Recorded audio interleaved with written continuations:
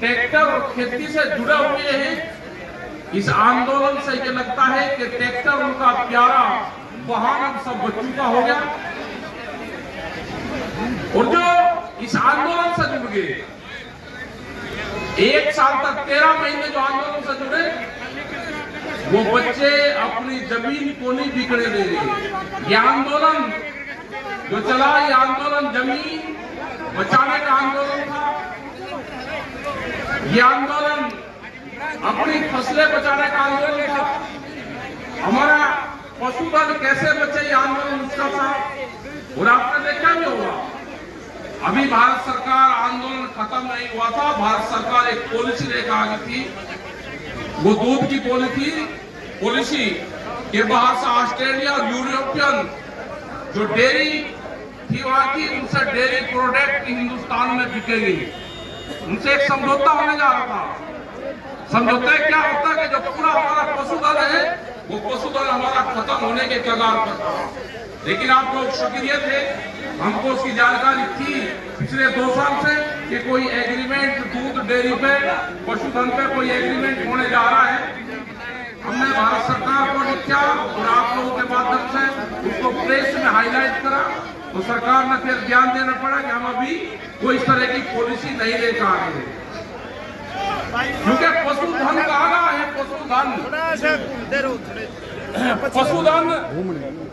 पशुधन ये है कि जो जमीन का धन है, जो चल और अचल संपत्ति है, जो चल और अचल संपत्ति है, उसी के साथ में पशुधन भी आता है। और हरियाणा के लोग बेखूबी जानते हैं कि पशुओं का क्या महत्व हमारे जीवन में है। आपके यहाँ की पूरी जो भैंसें हैं, पूरे उत्तर प्रदेश में नहीं, राजस्थान में नहीं, पूरे देश भर में यहाँ का पशु जाता है। जो ये बेल्ट है, जो जींद, हिसार, जो बेल्ट लगती है, जो रोहतक, तो यहाँ से पशु लोग खरीदने आते हैं। और पूरे देश भर में यहाँ की जो भैंसें हैं वो जाती है, यहाँ का जो पशु है वो जाता है। तो पशुधन है वो हमारा। तो उस धन को पूरा प्रॉब्लम में था, उस धन को बर्बाद करने की साजिश एक भारत सरकार की थी।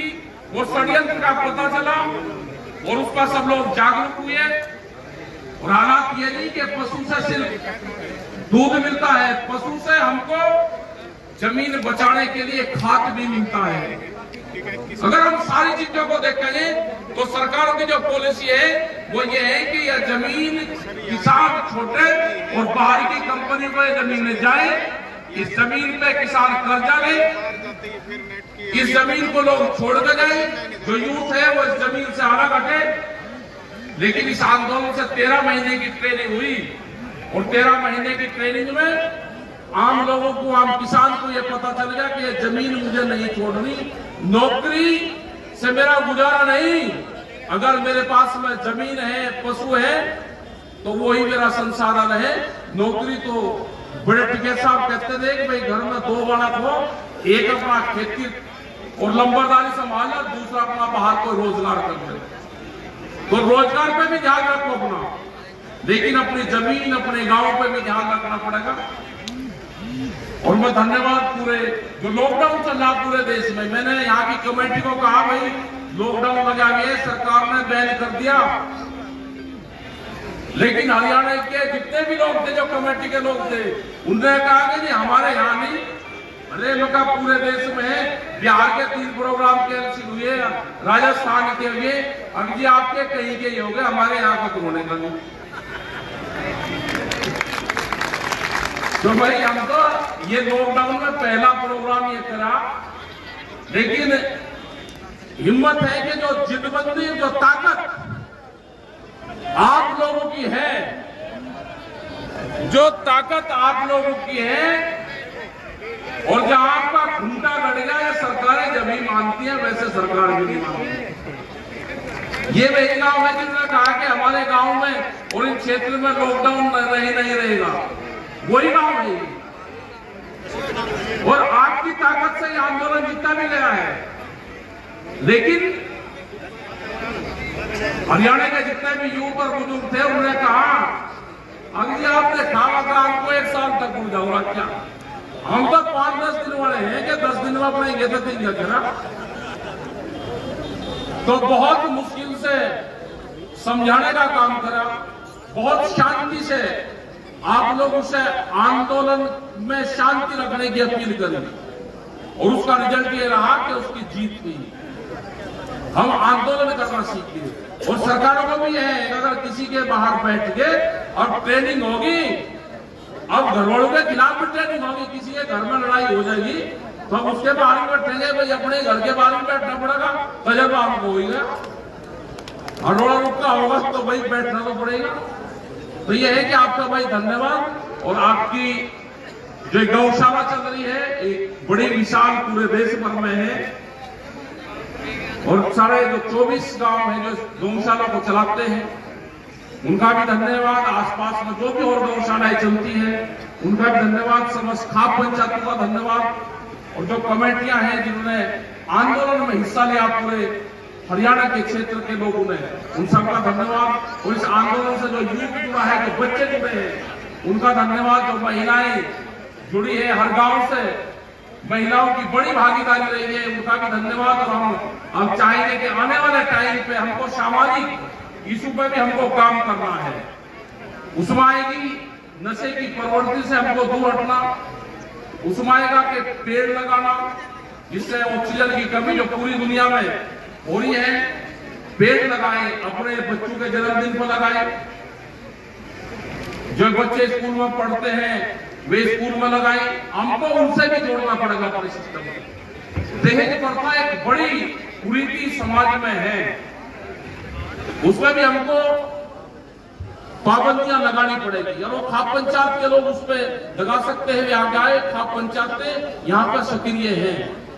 दूसरा यह है कि हरियाणा की एक बड़ी पहचान पगड़ी होती थी, वो धीरे धीरे गायब हो रही है। अगर हरियाणा से पगड़ी गायब होगी, लोग को शर्म आती है कि अजी मैं क्या पहनूंगा जी पगड़ियां।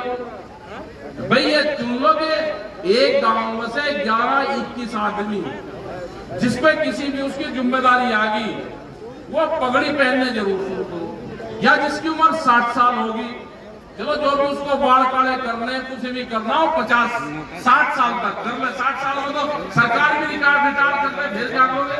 फिर पगड़ी जरूर धारण कर लो। भाई एक अभियान जरूर हमको चलाना पड़ेगा। जिसके बच्चों की शादी होगी हो, बस बालकों की शादी होगी, अब बाल काले बालक कर लेंगे, तू कहीं भी कर रहा, वो धीरे धीरे से शर्म से बोलनी पड़ेगी। एक अभियान चलाना पड़ेगा और अपने राष्ट्र सिंधे ठीक रखो। जो खेती के औजार है हम उनमें भी ध्यान नहीं देते। आपने पंजाब के लोग देखे होंगे अपने ट्रैक्टर ट्रॉली कैसे उसमें रंगाई और वो करके कितना सुंदर में रखते थे अपने ट्रॉली में। और हमारे यहाँ पे क्या है कि जो हाल यहाँ का है पश्चिम उत्तर प्रदेश का है, उन्हें भी अपने से अलग मत मानना।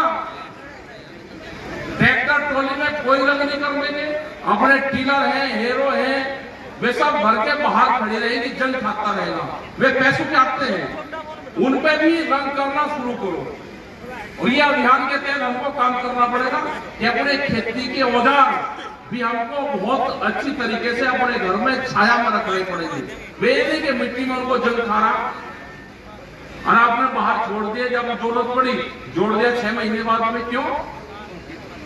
हम कपड़ों की रोज सफाई चाहिए हमको, तो उनकी भी हमको सफाई रख रखाव चाहिए। ये भी एक अभियान के तहत हमको सबको लेना पड़ेगा। हमको जो खर्चे हैं ना, खर्चे बढ़ा के ही आमदनी होगी।